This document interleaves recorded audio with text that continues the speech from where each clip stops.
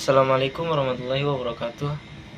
Perkenalkan, nama saya Ahmad Musfik Abdullah, Prodi HK1B. Oke, pada kesempatan kali ini saya akan mungkin bisa dibilang sedikit menjelaskan ya terkait dengan tugas UAS yang diberikan oleh dosen pengampu matkul pengantar ilmu hukum, yakni Ibu Ninik Azizah.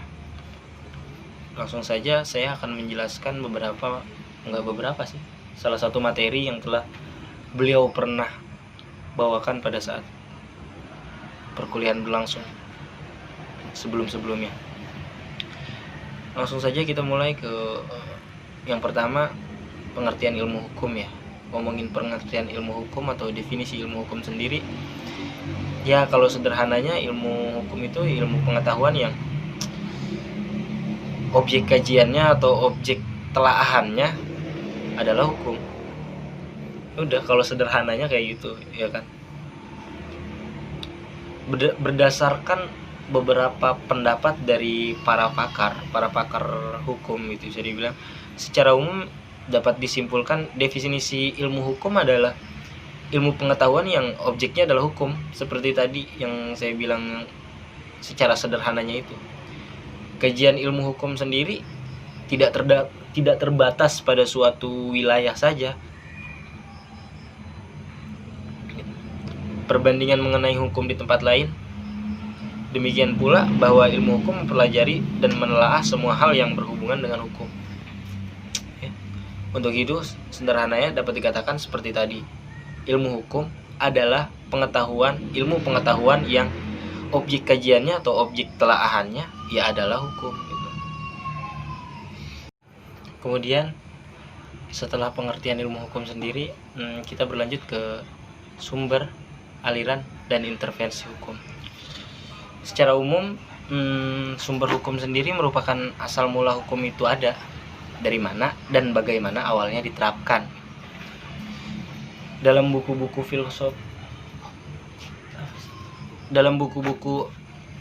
filsafat hukum tahun 2006 karya Darji Darmo Diharjo, pengertian sumber hukum akan berbeda-beda di antara para ahli. Kayak menurut ahli sejarah, sumber hukum merupakan undang-undang atau dokumen lain yang bernilai sama dengan undang-undang. Sementara ahli sosiologi dan antropologi mengatakan sumber hukum berasal dari masyarakat. Kemudian kalau dari ahli ekonomi, sumber hukum yaitu apa yang tampak di lapangan, di TKP. Sedangkan ahli agama menganggap sumber hukum adalah kitab, gitu kan.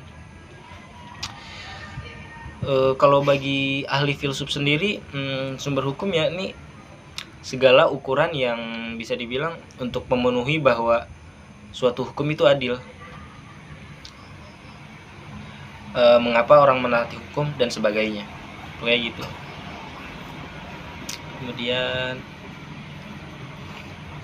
kalau menurut KBBI sendiri menerangkan bahwa sumber hukum adalah segala sesuatu yang berupa tulisan, dokumen, naskah, dan sebagainya, pokoknya yang berbentuk seperti itu, yang digunakan untuk bangsa sebagai pedoman hidup ya, demi terciptanya mungkin apa ya, bisa dibilang karena namanya pedoman hidup kan, untuk memperbaiki hidup gitu loh, untuk jadi patokan hidup, untuk hidup menjadi lebih indah di masa depan, anjay.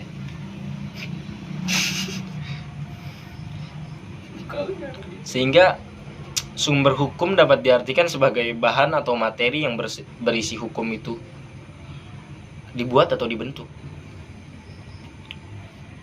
Kemudian setelah ngomongin sumber hukum, mungkin kita akan berlanjut ke intervensi hukum ya.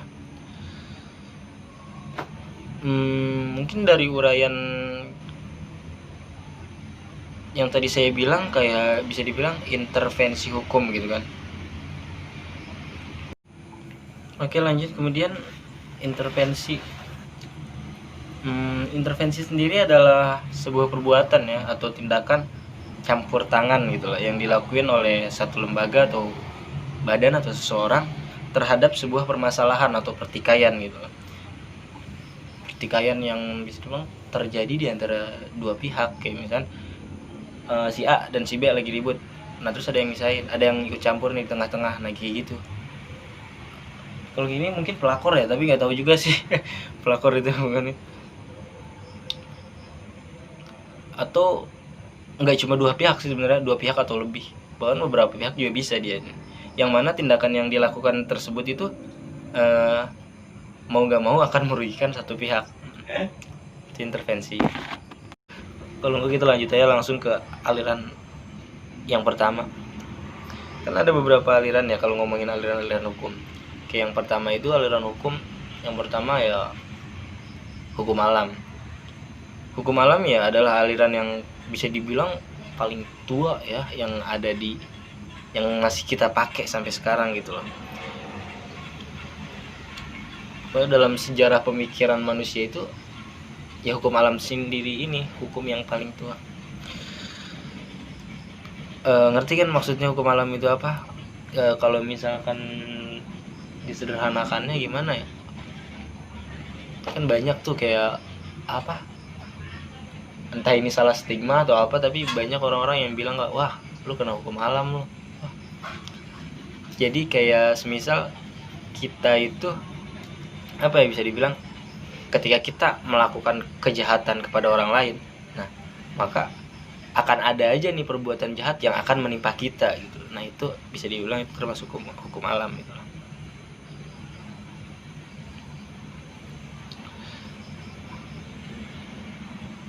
Terus kemudian yang kedua adalah hukum positif atau positivisme hukum. Positivisme hukum. Kok agak bebelit-belit nih kalau misalkan pakai istilah-istilah yang bisa dibilang pakai bahasa Inggris ya. Langsung saja mengenai pengertian hukum positis ya, atau positivisme hukum, memisahkan antara hukum dengan moral gitu. Memisahkan antara hukum yang berlaku atau desain dengan hukum yang seharusnya, atau dissolent, iya benar, dissolent. Menurut aliran positif tidak ada hukum lain kecuali perintah penguasa atau law in command of the sovereign. Oke. Nah, kemudian bahkan bagian dari aliran hukum positif yaitu legisme, ya kan, atau legisme, berpendapat lebih tegas. Hukum ialah undang-undang. Aliran hukum positif dapat dibedakan. Yang pertama, aliran positif analitis. Yang kedua, aliran hukum murni gitu. Mungkin saya belum sampai ke situ ya pemahaman, sebelum ngerti mungkin. Langsung lanjut aja ke aliran hukum yang ketiga, ya ini aliran utilitarium ya. Aliran utilitarium, aliran ini meletakkan kemanfaatan sebagai tujuan dan hukum. Tujuan dari hukum maksudnya. Yang dimaksud kemanfaatan di sini adalah kebahagiaan atau happiness gitu kan ya. Hukum dinilai baik atau tidak sangat bergantung apakah ia membahagiakan atau tidak. Nah, ini nih aliran utilitarium itu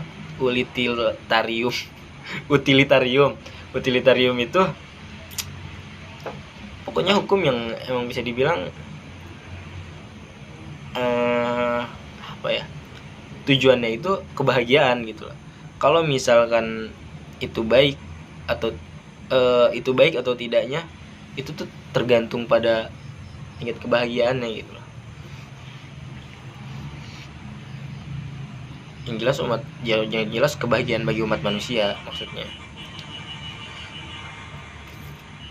Banyak pendapat tokoh apa ya, bisa dibilang tokoh hukum ya, seperti Jeremy Bentham, kayak pendapatnya soal aliran utilitarium ini kayak bahwa alam memberikan kebahagiaan dan kerusakan.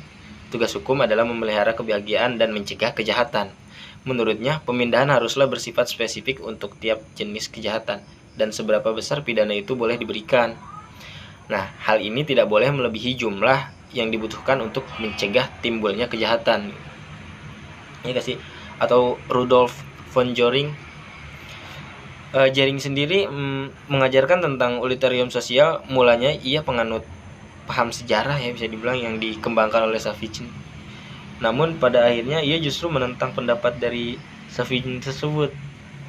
Menurut Savigny, hukum Romawi adalah yang tadi tuh ya kan, hukum Romawi adalah pernyataan dari jiwa bangsa Romawi itu tok, maksudnya nggak sudut pandang luas, dan oleh karena itu ia adalah hukum nasional, jadi bukan hukum yang bisa dibilang nggak global, nggak. Hal inilah yang dibantah oleh Jering. Sebenarnya Jering mengatakan seperti dalam hidupnya sebagai perkembangan biologis itu senantiasa terdapat asimilasi dan unsur-unsur yang mempengaruhinya. Demikian pula dalam bidang budaya. Kemudian aliran selanjutnya ya aliran sejarah. Nah, munculnya aliran sejarah ini setidaknya dilatar belakangi oleh 3 hal. Yang pertama, rasionalisme abad berapa teh? Pokoknya udah lalu, didasarkan pada hukum alam yang dipandang tidak memperhatikan fakta sejarah. Yang kedua, semangat revolusi Prancis yang menentang pada saat itu menentang tradisi dan lebih mengutamakan rasio. Yang ketiga, adanya larangan penafsiran oleh hakim karena undang-undang dipandang telah dapat memecah semua masalah hukum. Kemudian aliran selanjutnya sociological jurisprudence. Ya, mungkin waktu itu Bu Ninik sempat bisa dibilang sangat jelas ya menjelaskan kepada kita, cuman mungkin sayanya aja yang kurang ini. Makanya saya masih belum kurang paham walaupun sudah membacanya berkali-kali, dan entah mungkin sayanya aja yang kurang ini. Ada satu pakar hukum ya yang bernama Guy Patton lebih suka menggunakan istilah metode fungsional untuk menggantikan istilah sociological jurisprudence. Hal ini dilakukan untuk menghindari adanya kerancuan antara sociological jurisprudence dengan sosiologi hukum, sociology of law. Menurut Lili Rasjidi, ada perbedaan antara keduanya. Sosiologi hukum memandang hukum sebagai gejala sosial belaka. Nah, dengan pendapatan dari masyarakat ke hukum. Untuk sociological jurisprudence mendekati hubungan hukum dengan masyarakat, mulai dari hukum ke masyarakat, plot atau yang lainnya. Atau kemudian realisme hukum. Aliran realisme hukum sendiri berasal dari pengaruh pemikiran modern yang berkembang di Amerika, tepatnya di Skandinavia.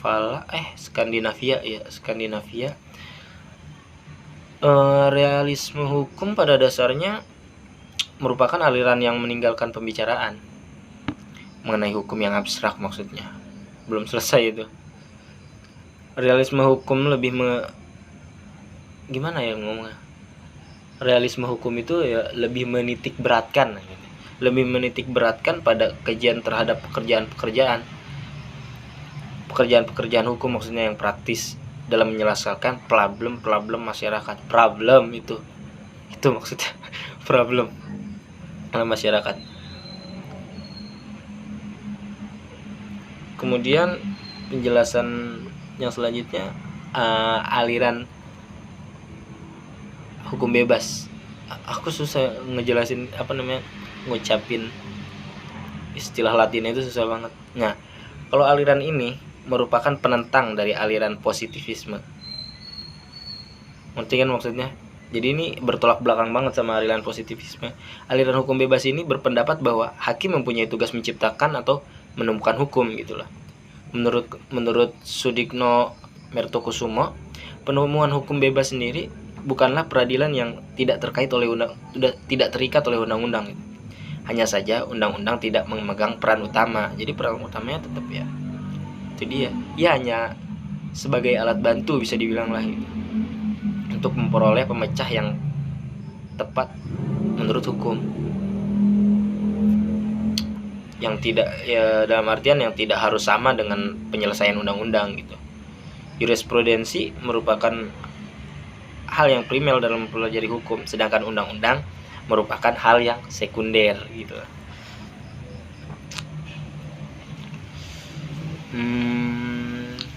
Kemudian apalagi ya, aliran hukum bebas udah. Mungkin hanya itu yang bisa saya jelaskan. Kurang dan lebihnya saya mohon maaf, mungkin terasa kurang ya, tapi kurang dan lebihnya saya mohon maaf. Jika ada kesalahan mohon dibenarkan, tapi jangan diberikan pembenaran. Maksudnya mohon dibenarkan agar yang salah itu tidak terus terulang dan akan menjadi benar. Karena ketika kita salah terus disalahin, nah itu nggak akan benar-benar. Tapi kita salah dibenerin, itu udah pasti bakal benar. Beda cerita ya kalau kita ngomongin pembenaran. Oke, kurang lebihnya mohon maaf. Wabillahi taufiq wal hidayah. Wassalamualaikum warahmatullahi wabarakatuh.